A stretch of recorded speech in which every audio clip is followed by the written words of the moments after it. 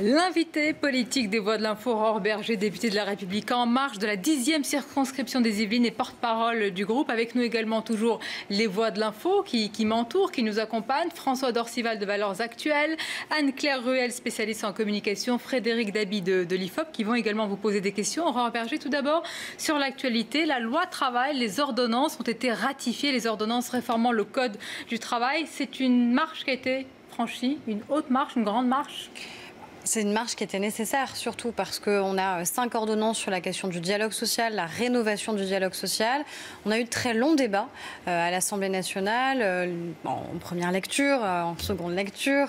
Et ça montre aussi qu'il y a une très large majorité au sein de l'Assemblée nationale, puisque 463 députés qui votent pour, ça veut dire qu'on va au-delà de la majorité, à savoir La République En Marche et le MoDem. Je pense qu'il y a une très forte attente maintenant de la mise en œuvre concrète des ordonnances au sein des entreprises. Alors, il y a ce qui passe avec ces ordonnances et puis il y a ce qui coince, mais finalement, il a fini par lâcher. C'était ce matin sur notre antenne, Thierry Solère, qui a donc annoncé qu'il allait renoncer à la question. Alors, vous dites, ouf, vous êtes soulagé, vous aussi? Moi, j'avais dit dès lundi matin de manière claire que sur les 3 postes de questeurs, les questeurs à l'Assemblée nationale sont ceux qui ont la charge des finances de l'Assemblée nationale, que ça me paraissait légitime qu'un des postes revienne à l'opposition, pas juste parce que c'est la coutume ou la tradition, mais parce que c'est un enjeu démocratique, tout simplement, qu'il y a un contrôle des finances de l'Assemblée nationale par la majorité et par l'opposition. Je pense qu'il a pris la bonne décision.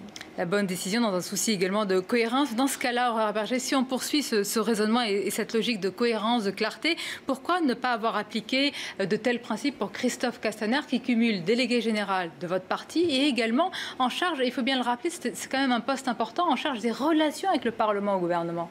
Tout simplement parce qu'on n'est pas dans la même configuration. Moi, ce qui m'étonne, c'est que tout d'un coup, Christophe Castaner soit devenu totalement incompétent pour occuper ce poste secrétaire d'État en relation avec le Parlement. C'est pas ce qui est dit, c'est que dans un nouveau monde, entre guillemets, avec des nouvelles relations en politique, on estime qu'il ne faut pas cumuler, même s'il ne s'agit pas là de salaire, mais de fonctions. Mais sur les fonctions, moi j'ai défendu ce cumul, je ne sais pas d'ailleurs si c'est le bon terme, pour plusieurs raisons. Déjà parce qu'il me semble qu'il est compétent et qu'il était reconnu à ce poste, y compris par les groupes d'opposition. Ensuite, parce que Christophe Castaner, on a toujours su d'où il parlait. Il était membre fondateur de La République En Marche, adhérent de La République En Marche et en effet chargé des relations avec le Parlement. Et donc, il est dans cette relation, tout simplement, de l'exécutif vis-à-vis du rapport avec le législatif sur la question de l'ordre du jour, notamment des assemblées, et la discussion qu'il doit y avoir. Certes, vous lui trouvez beaucoup de qualités, qu'il a sans doute, mais reconnaissez peut-être même que pour certains de vos militants, parce qu'il paraît qu'au congrès de samedi dernier à Lyon, ça ne s'est pas forcément très bien passé. Certains se plaignent de retrouver l'ancien monde dans le nouveau monde. Moi, l'ancien monde, je l'ai connu et je l'ai quitté. Et je sais pourquoi je l'ai quitté. Alors, ça vous rappelle des choses, peut-être? Non, justement, ça ne me rappelle pas des choses parce qu'un Conseil national de La République En Marche, où on a un quart des membres qui est tiré au sort parmi les adhérents, moi, j'ai jamais connu ça. J'ai connu beaucoup de conseils nationaux où les votes étaient dictés à l'avance. Vous n'allez pas me dire que c'était une surprise et que vous ne saviez pas si Christophe Castaner allait être à la tête du parti? C'était une surprise. Moi, j'ai plaidé pour que ça puisse être lui et je suis heureuse que ce soit lui. Et il a réussi, objectivement, à faire l'unanimité, que ce soit des marcheurs, c'est-à-dire de nos militants, de nos adhérents, que ce soit des parlementaires, que ce soit des responsables du mouvement sur le terrain. Mais encore une fois, la configuration qu'on a connue, pour moi, elle change beaucoup des configurations que j'ai pu connaître. Avant, les seules personnes qui avaient voix au chapitre dans un mouvement politique, dans un parti politique, c'était en effet les parlementaires, les ministres ou les anciens ministres. Là, on est en train de changer la donne. Par exemple, nos référents dans les départements, ce ne sont pas les parlementaires.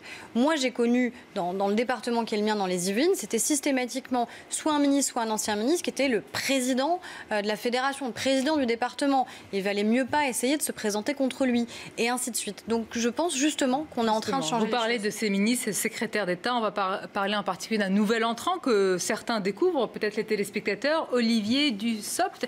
Qu'est-ce que vous pensez d'ailleurs? Vous l'avez sans doute entendu il y a quelques semaines parler et puis dénoncer votre budget, et aujourd'hui il le défend. Est-ce qu'il le défend bien après l'avoir si bien dénoncé? Écoutez, j'attends de Est-ce qu'il le fait avec autant de conviction? J'attends de l'entendre à l'Assemblée nationale le défendre. Et pour l'instant, moi, je n'étais pas présente à ce moment-là. Moi, ce que je constate, c'est que ça a toujours été un parlementaire reconnu. Tout le monde a toujours reconnu son travail en tant que parlementaire. Et même avec un lien avec les territoires. Mais je vous parle de ses convictions sur un budget très important. Mais j'entends bien, il a appartenu en effet un autre parti politique et un groupe politique à l'Assemblée nationale dont il a suivi une forme de discipline. Et en effet, quand on est dans un groupe d'opposition, en général, on vote contre le budget parce que c'est un marqueur qui est important. Il a fait un choix. Moi, je vois très bien les critiques en opportunisme, etc. Vous les connaissez d'ailleurs, je les connais. On vous a reproché des fidélités successives. Mais moi, je les ai subies moi-même, donc je peux en témoigner. Tout simplement parce que quand vous faites cette démarche-là, c'est un aller sans retour pour Olivier Dussopt. Donc, honnêtement, s'il faut y voir du calcul, je ne suis pas certaine que ce soit la bonne lecture. Vous avez éventuellement un retour dans quelques années? Mais c'est un aller sans retour. Moi, j'ai fait ce chemin parce que je ne souhaitais pas de retour. Parce que j'estime qu'on est dans un moment politique qui est un moment politique inédit. Moi, je l'ai fait plus tôt, il le fait aujourd'hui. Moi, je suis heureuse, déjà, qu'on arrive à démontrer qu'on arrive, nous, à rassembler, qu'on arrive à s'élargir. Mais est-ce que les convictions sont dépassées? Parce que c'est ce qu'on entend. Finalement, vous prenez l'efficacité, vous nous dites que Castaner est très compétent, qu'Olivier Dussopt est reconnu. OK, l'efficacité. Mais quid des convictions? Mais les convictions, c'est un projet présidentiel pour lequel on a été élu. Et c'est ça qu'on met en œuvre. Et que ce soit Christophe Castaner, Olivier Dussopt, Aurore Bergé, c'est ce projet-là qu'on met en œuvre. Et vous pensez que la gauche et la droite s'est dépassée? C'est quelque chose qui est aussi... Peut-être que ces référentiels peuvent encore être intéressants ou utiles pour certains. Moi, je les pense plus pertinents. Parce que quand on regarde les clivages qui sont ceux de la présidentielle ou ceux qu'on a aujourd'hui, par exemple sur la question européenne, eh bien, je pense qu'elles traversent les partis politiques de manière bien plus prégnante. Alors, les questions à venir de François Dorcival et de Frédéric Dabi, quand même une question importante sur votre projet, puisque vous en parlez. Il y a peut-être une zone un peu grise pour certains, Aurore Bergé, c'est ce que dénonce d'ailleurs l'opposition, sur des sujets sensibles, la laïcité, l'immigration.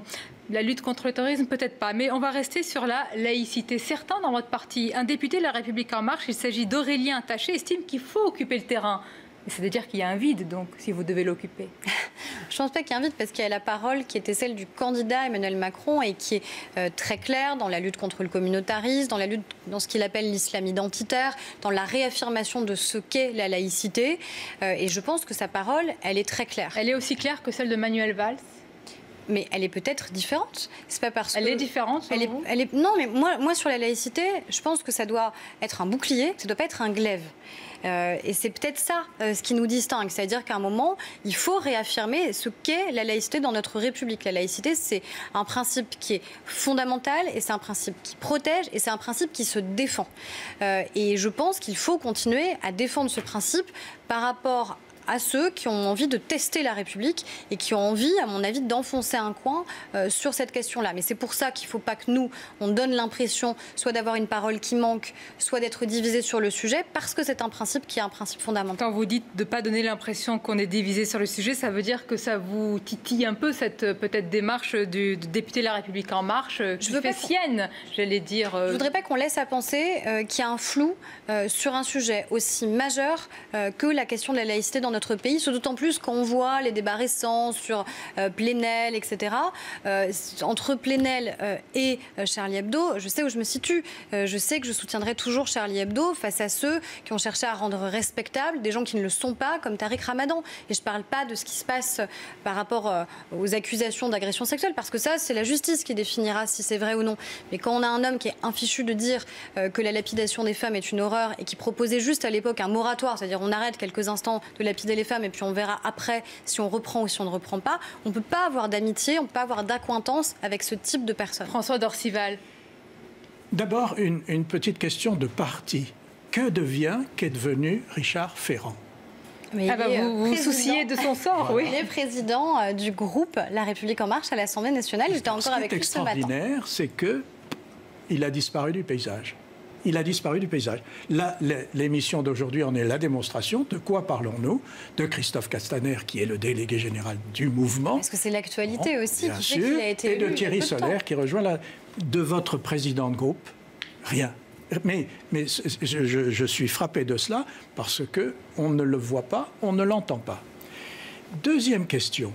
Quelle est la différence du mouvement par rapport au parti, alors que depuis que vous êtes à ce micro, vous nous expliquez que le but, c'est qu'il n'y ait pas de fronde, qu'il n'y ait pas de voix divergente, qu'il n'y ait pas de courant, mais qu'au contraire, la voix soit bien cohérente avec le projet du président de la République. Qu'est-ce que c'est qu'un parti? La réponse d'Aurore Berger. Déjà, moi, je n'ai pas de difficulté à parler de parti politique, parce que ce n'est pas un gros mot, un parti politique. Je pense que l'idée de mouvement, c'est-à-dire l'idée aussi de rester fidèle à cette logique d'être en marche, est quelque chose qui est intéressant. Aussi parce qu'on a supprimé toutes les barrières à l'entrée qui étaient un peu traditionnelles des partis politiques, que ce soit le prix d'une adhésion, qui pouvait être un frein symbolique pour beaucoup de Français qui n'avaient pas envie de donner de l'argent à un parti politique, que ce soit la prise de responsabilité. D'ailleurs, une parenthèse, combien vous revendiquez de militants? 380 000. Mais non, ce sont 380 000 cliqueurs de militants. Vous savez, on nous de disait vrais la même militants, chose pur et dur. On nous disait la même chose pendant la campagne présidentielle, mais c'est grâce à eux qu'on a gagné la présidentielle et qu'on a pu aussi faire nos campagnes aux législatives. Donc la République en marche à 380 000 militants. On a 380 000 adhérents militants et je peux vous dire qu'on en a eu 160 000 de plus depuis la fin de la présidentielle. On disait la même chose, c'est François Fillon qui disait la même chose des candidats qui étaient les candidats Internet. Les candidats Internet, ils sont 313 aujourd'hui de la République en marche à l'Assemblée nationale. Donc ils sont bien en chair et en os.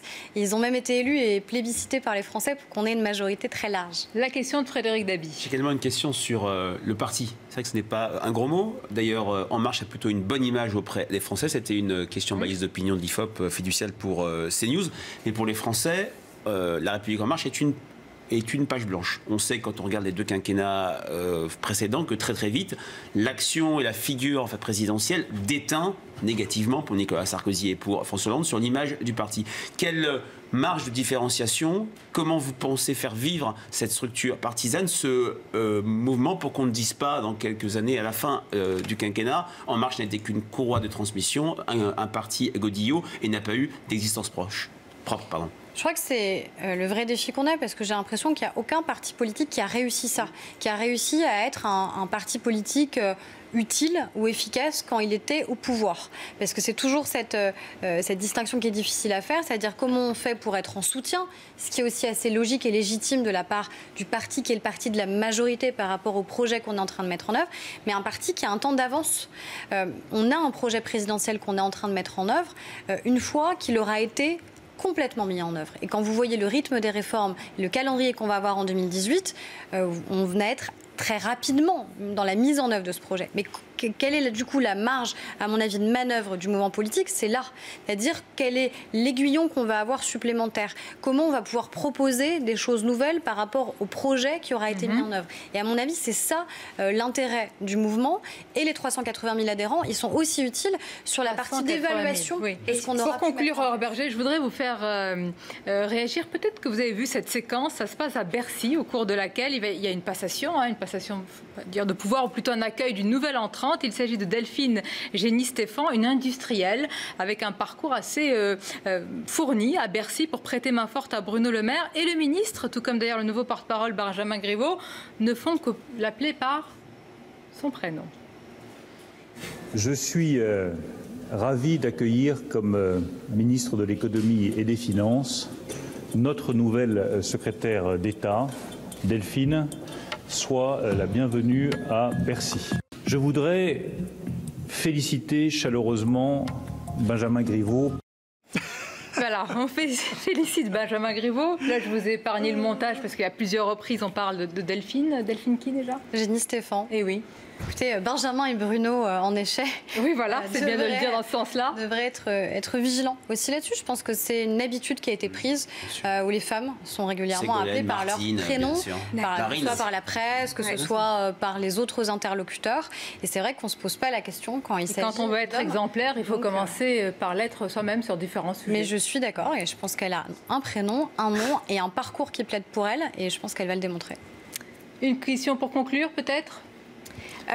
Peut-être sur toujours cette histoire de parti. Et allez, la dernière question sur le parti. Le problème, c'est que vous avez peut-être 380 000 militants, mais c'est des militants qui ne sont pas ancrés sur des territoires. Et ça va être un vrai problème parce qu'effectivement, la question des territoires, de la proximité est un enjeu phénoménal pour la République En Marche. Je crois que vous réfléchissez autour d'une méthode Alinsky qui consiste à s'implanter sur le territoire justement pour mener des actions. Oui, avec une conférence sur les territoires à venir, évidemment, un enjeu important. Les adhérents, les militants, ils sont déjà rattachés à des communautés comités qui sont des comités locaux. Ils sont parfois des élus locaux, ils sont des responsables associatifs, ils sont ancrés dans les territoires et ils vont continuer à être ancrés dans les territoires parce que clairement aussi, un des objectifs, ce sera les élections municipales. Eh bien, on jugera tout cela à l'épreuve des faits. Merci Aurore Berger d'avoir été notre invitée. Merci aux Voix de l'Info, François Dorcival, Anne-Claire Ruel et Frédéric Dabi, qu'on vous retrouve avec plaisir tous les mardis ici même. Merci à vous, merci de votre fidélité. Restez avec nous sur CNews. L'information se poursuit à suivre. Laurence Ferrari pour Punchline.